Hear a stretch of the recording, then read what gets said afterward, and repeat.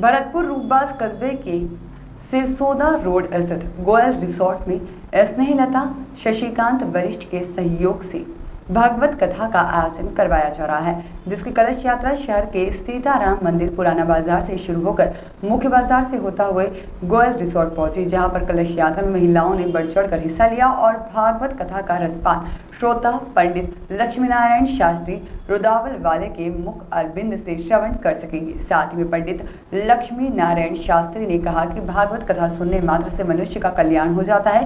भागवत कथा का समापन व भंडारा 25 सितंबर को होगा। इस मौके पर श्याम बिहारी विशिष्ट, साथ ही में रमाकांत विशिष्ट, केशव देव, कृष्ण गोपाल, गिरधारी लाल पराचार और साथ ही में भारत भूषण शास्त्री, बनवारी शरण शर्मा, पवन राधेश्याम शुक्ल, साथ में ओम प्रकाश पराचार व अन्य सैकड़ों भक्त मौजूद थे।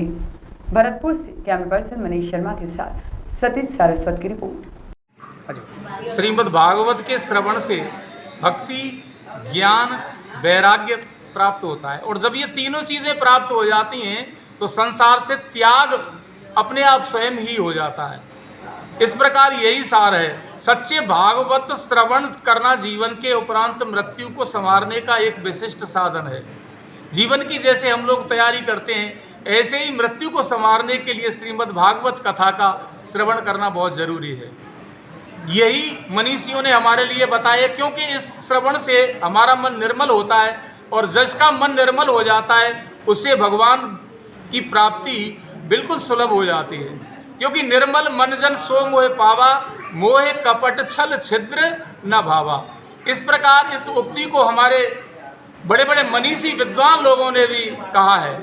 एतद् देश प्रसूतस्य सकाशाद ग्रजन्मना स्वम स्वम चरित्रम शिक्षरेन पृथिव्याम सर्व मानवा।